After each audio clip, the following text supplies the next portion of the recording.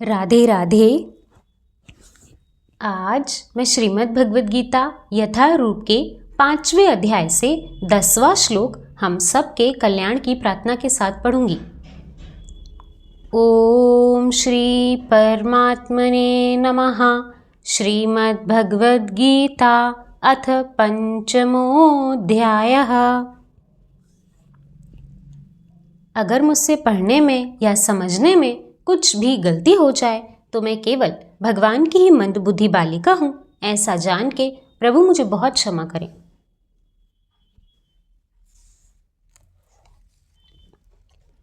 पांचवा अध्याय कर्म योग कृष्ण भावना भवित कर्म।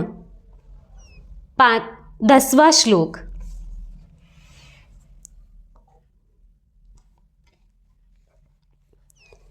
ब्रह्मणाधाय कर्माणि संगं त्यक्त्वा करोति यः लिप्यते न स पापेन पदं पत्रमिवाम्भसा।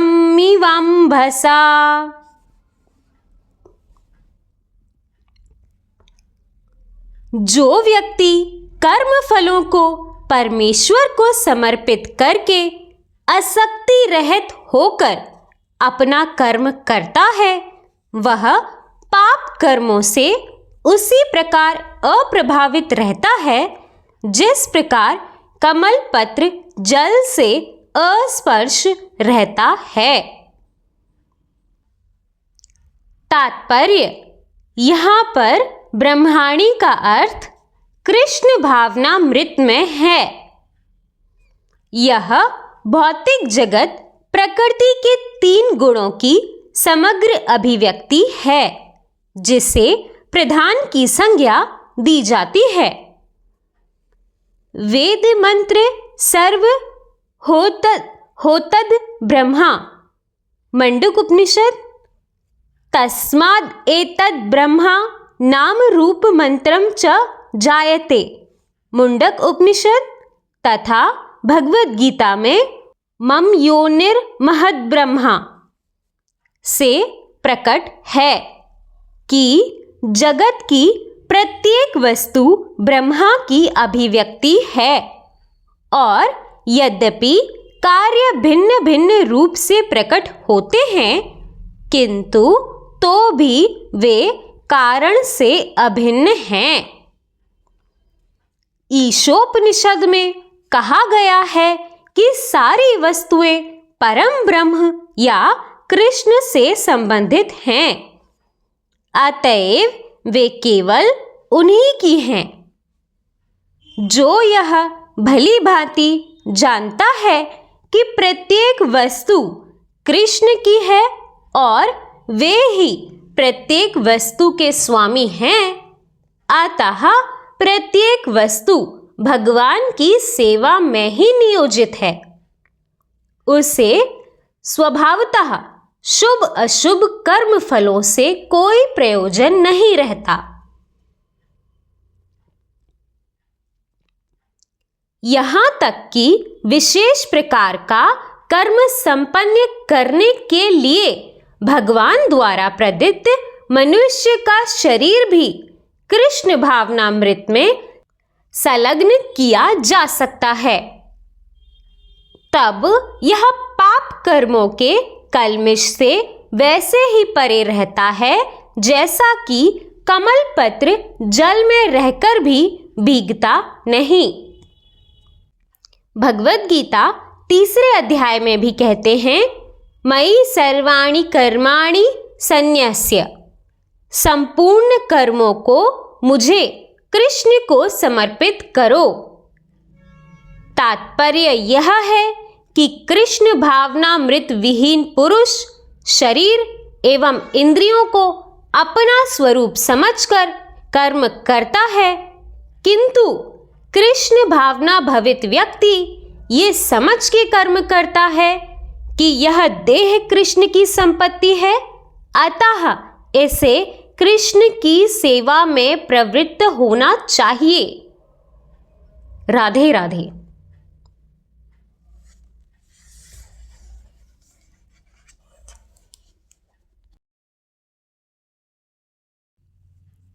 दोस्तों, इस श्लोक में भगवान ने कहा कि जो व्यक्ति अपने सभी कर्म फलों को भगवान को समर्पित करके आसक्ति रहित होकर कर्म करता है, वो सभी पाप कर्मों से वैसे ही अप्रभावित रहता है जैसे कमल पत्र जल में रहते हुए भी अस्पर्श रहता है।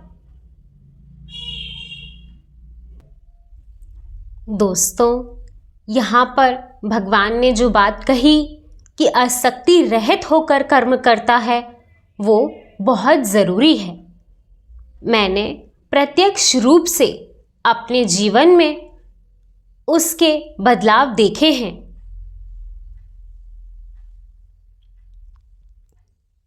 जब तक हमारे अंदर मैं, मेरा और मुझे ये भावना रहती है, तब तक ही हम इस दुखालय रूपी संसार में दुख के समुद्र में गोते खा रहे होते हैं। परंतु जब हम वास्तविक रूप से ये समझते हैं कि यहाँ हमारा कुछ है ही नहीं, तब हमें एक अद्भुत मानसिक शांति और आत्मिक आनंद की अनुभूति होती है। जैसा पिछले श्लोकों में भी भगवान ने कहा कि जो भगवान को अर्पित किए बिना भोजन प्राप्त करता है, वो चोरी का खाता है। बिल्कुल उसी प्रकार यहाँ पर सब कुछ भगवान का है। किसी भी चीज को अपना मान लेना एक चोरी वाली बात होती है। जैसे इसका सबसे सुंदर उदाहरण यही है कि मान लीजिए आपने कहीं से कोई चीज उठा ली, अब वहां अचानक चेकिंग होने लगी, तो आपको कैसी घबराहट होगी, कैसा आपका चेहरा हो जाएगा।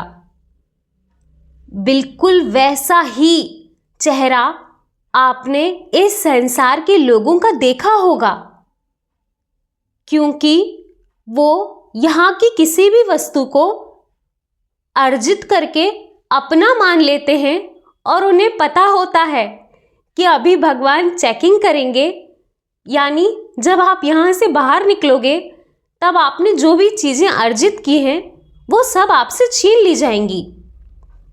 इसीलिए उनके चेहरे पर बिल्कुल भयावह भाव होते हैं।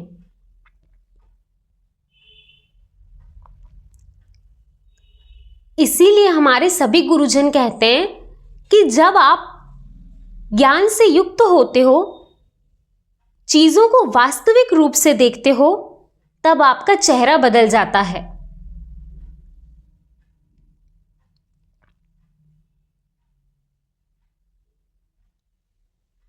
जैसा मैंने आपको उदाहरण के लिए समझाया कि आपने कहीं से चीजें इकट्ठी कर ली, दरवाजे पे चेकिंग हो रही है, आपको पता है कि जो भी चीजें आपने इकट्ठी की हैं सब दरवाजे पर बाहर निकलने पर ही आपसे छीन ली जाएंगी, तो आपका कैसा चेहरा होगा। बिल्कुल वैसा ही चेहरा यहाँ उन व्यक्तियों का देखने को मिलता है जो यहाँ चीज़ें बटोरने में लगे होते हैं। उन्हें पता होता है कि अंततः ये सब कुछ छूट जाएगा। हम अपनी जो चीज़ अपने किसी वंशज को देकर भी जाएंगे, उससे भी ये चीज़ें छूटने ही वाली हैं, यानी यहाँ पर कुछ हमारा है ही नहीं। इसीलिए हमारे चेहरे पर, हमारे मन में ऐसा डर होता है कि चेहरे पर उसके भाव प्रत्यक्ष रूप से दिखते हैं।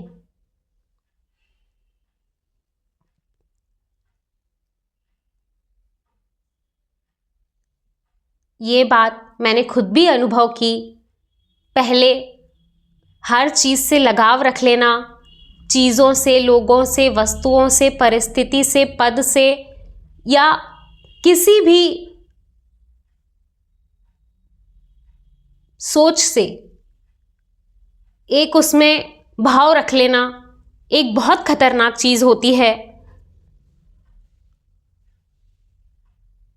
और आसक्ति रहित होकर जब हम कर्म करते हैं, तब ना सिर्फ हमारा कर्म सही होता है, हमारी एकाग्रता बहुत बढ़ जाती है।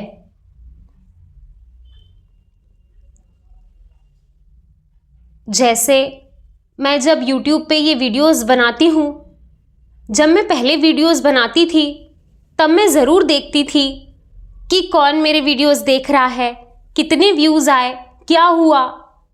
परंतु अब मैं कभी ये सोचने भूल ही जाती हूँ कि यहाँ पे मैं YouTube वीडियो बना रही हूँ। मुझे बस एक ही चीज़ दिमाग में होती है कि मैं तो अपने श्रीमद् भगवत गीता जी का पाठ कर रही हूँ, जो मुझे निरंतर करते ही जाना है, आखिरी समय तक, आखिरी दिन में भी करना है। तो ये वीडियो मैंने YouTube पे डाल दिया, अब कोई देखे ना देखे उससे मुझे क्या मतलब, मुझे तो अपना ये कर्म करते ही रहना है। बिल्कुल इसी प्रकार भगवान को समर्पित होकर ये काम तो मुझे करना ही है। ये सेवा तो मेरा अपना जीवन धन्य कर रही है और इसी सेवा के लिए तो हमें मानव जीवन मिला है। भगवान को समर्पित होकर उनकी सेवा के लिए ही ये मनुष्य जीवन मिला है। जब ये बात मुझे समझ में आई और मैंने अपने जीवन में इसे जीना शुरू किया, तब से ही मेरा ये मानव जीवन धन्य हुआ है। उसके पहले मैं संसारी जगत में जो भी काम कर रही थी वो सब अंततः शून्य ही हैं। इसीलिए आप भी भगवान की भक्ति को ही अपने लिए लक्ष्य मानिए, क्योंकि बाकी सब कुछ अंत में शून्य ही होगा और केवल भगवान की भक्ति और उनका चिंतन ही हमें भगवत धाम तक ले जाएगा। इसी प्रकार भगवान की कृपा हम सब पे बनी रहे। राधे राधे।